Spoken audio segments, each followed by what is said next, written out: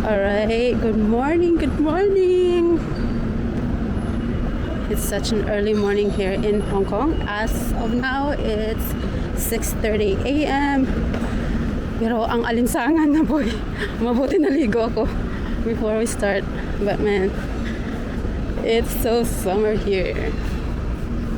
But anyway, we're going to the wheel today before tayo mag-check out.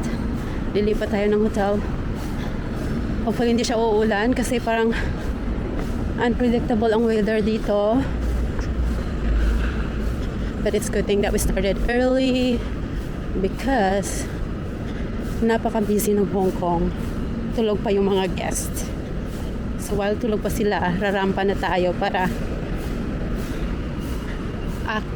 talagang atin na tong lugar na to. But for now, pause ko muna. I'll take some pictures. Okay? I think it's good time to take pictures. Hindi pa sila busy. Hustle and bustle. Hindi tayo malapit.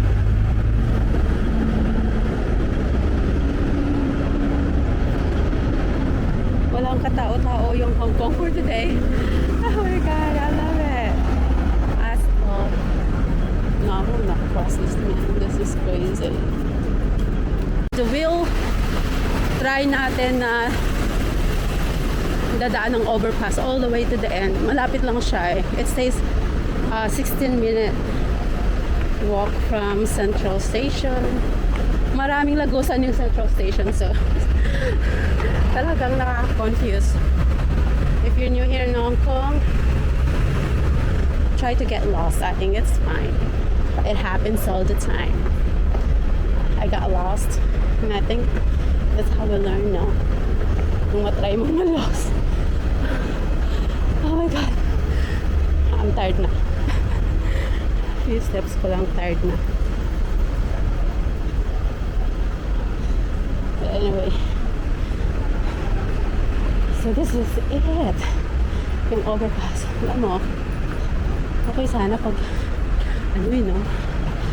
Okay sana to. Kung hindi mainit. Oh my God. Super. Nagre-reklamo na ako. My goodness. Alam mo, kasi hindi pa naka-adjust yung katawan mo. But, yung mga taga rito na, gusto nila yung panahon na to kasi ito na yata yung masasabi na mas okay. Maaliwalas pa to. Kasi sinabi mo sa amin dito na kung hindi magsusurvive. May connecting bridge lang papuntang ferry. So this is where we're going. Kasi connected na yung the wheel. Very cloudy today or foggy, I would say. So kung gusto mong sumakay ng ferry across the water papuntang Kowloon or may mga construction pa. Kowloon, Sham, is it Sham Street? Dito ka dadaan. Ayaw niyo ng ferry. It's not that far, no? Pero just, ano lang, patibayan lang po ng pawis. Okay, paramihan lang po tayo ng pawis dito. If you're not used with the humid. Kailangan mapapasabak sa pawisan. You know. O kailangan mong magpabelo. Yung mga anti-pest, mga treatment para hindi ka pagpapawisan. Tsaka ano ha, pupunta tayo doon para makapag-picture tayo ng harbor. Wheel, tapos may park doon. For sure, hindi pa open yung mga pagkain. I know I'm starving. But man, it's a good way to pwede mag-jogging. Sana hindi na ako naligo, no? Pag ginawa ko na lang yung routine ko na, I'll go for a jog. Hindi ko na magpalit. Ano kaya yan? In fairness. Para siyang dome. I don't know if you can say that. Okay, try mo. Yung kapag hindi ako natatakot sa tulay, siguro dahil malapad siya. Pero pag naraw, oh my God, and here we are. And that's the ferry. I-picture lang ako kasi natakot ako. Medyo natakot ako pala. Dali. Tapos, parang medyo ako ano, fear of heights. I think I can pick it. So, ito yung port nila, or they call it pier. Tama ba ito yung pier niya? Oh! So, dito ako sasakay ng ferry pag gusto pupunta ng Chimshasui. Magpo-ferry ka, dito ka nadaan. I'm not sure how to get to the park daw. Kasi meron siyang mga daan.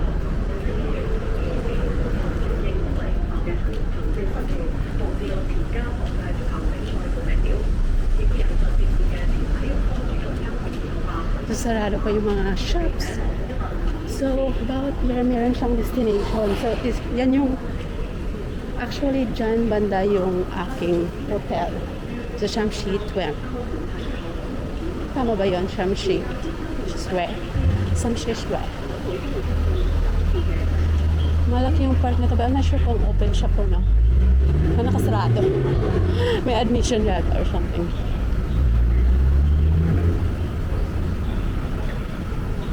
Pinagpapawisan na po ako. Sobra.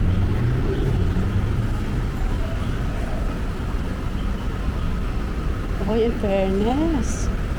Maraming maganda yung landscape. So, lakad tayo dito. That's the ferry. Diba?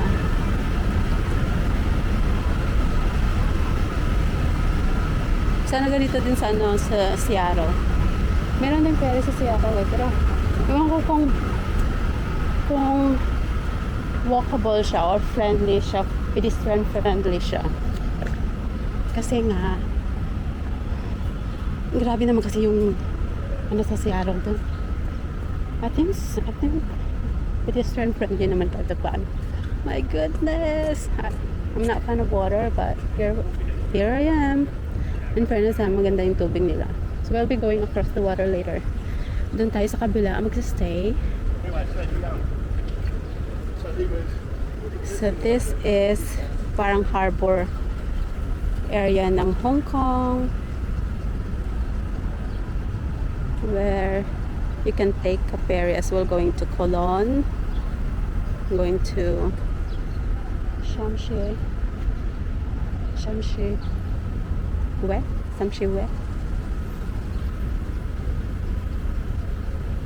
Pagi siya, no? Kunti pala yung mga tao dito. May namimingwit na. Maaga pa lang. May nangingisda na. And behind us is the wheel. Okay. Lakad tayo. Then, siguro picturean ko muna itong wheel. The wheel.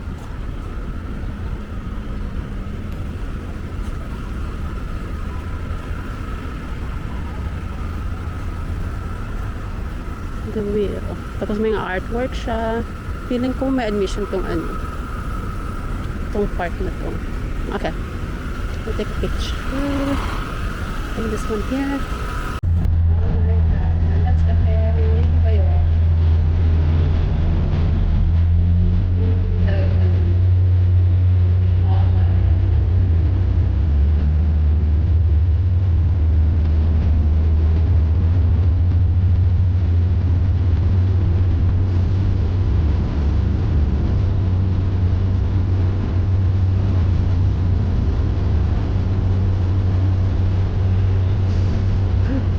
Natakot talaga. Punta yata. Ang bilis na umalis. At very quick stop lang. Tapos alisus na kaagad. Huwag hindi masyadong mainit. Wow.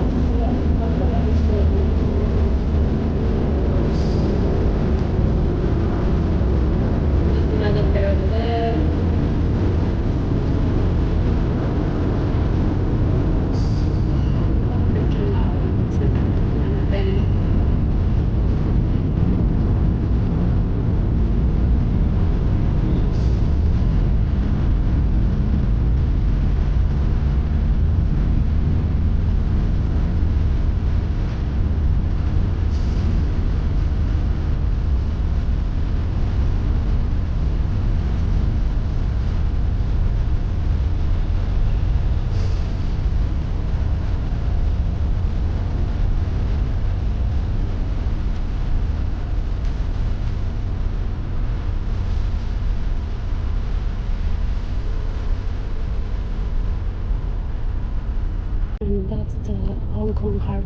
here. So nilakad na natin buong buo. Alam mo yun, kinarera na yung paglalakad doon. Try natin papunta doon. Kakayanin ko ba? But it's only 7 o'clock anyway. So, why not? We'll see. Ayoko lang yung tumawid. Natatakot ako pag may tulay. Ayan, and that's the landscape ng Hong Kong Harbor dito. It was super wide. Alam mo, nakakalula kasi ang tataas ng mga building. Tatakot pa naman ako pag sobrang taas. And in between ito yata yung city center nila dito. And then the other side was the medyo commercial area pa rin.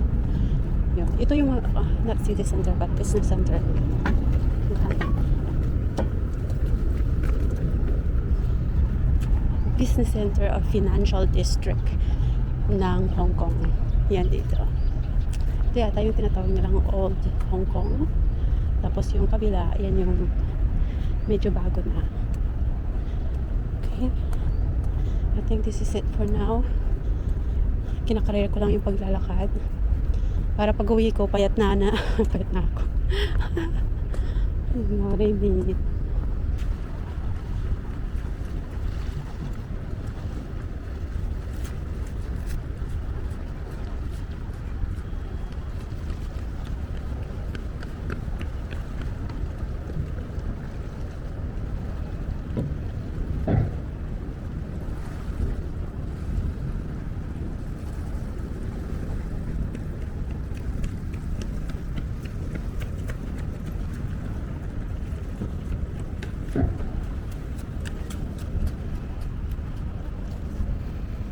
School na talaga.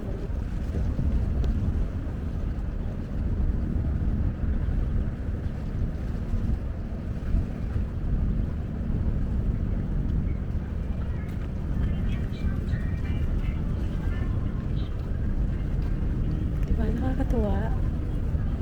Talagang nag-ano sila. Hindi yata libre yung tubig dito. Kaya may mga bitbit silang tubig sana. May bitbit din akong tubig yun. I think that's a ferry right there.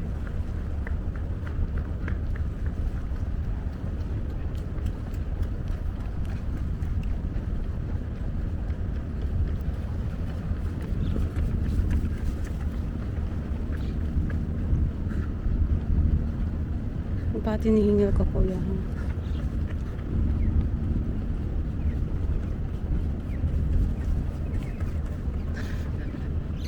Pasensya na kung may mga side comments kasi maraming nagja-jogging dito. Minsan natutuwa ka. May iba yung hingal. Meron naman talagang sa sobrang init. Kulang na lang magubad.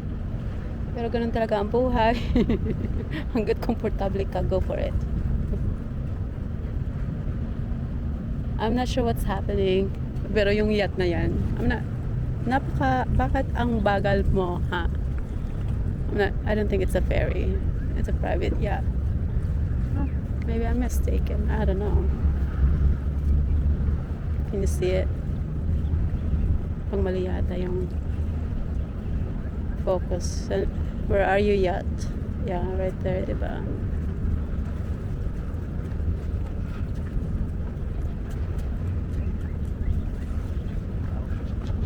We take 3 minutes na pala. Okay.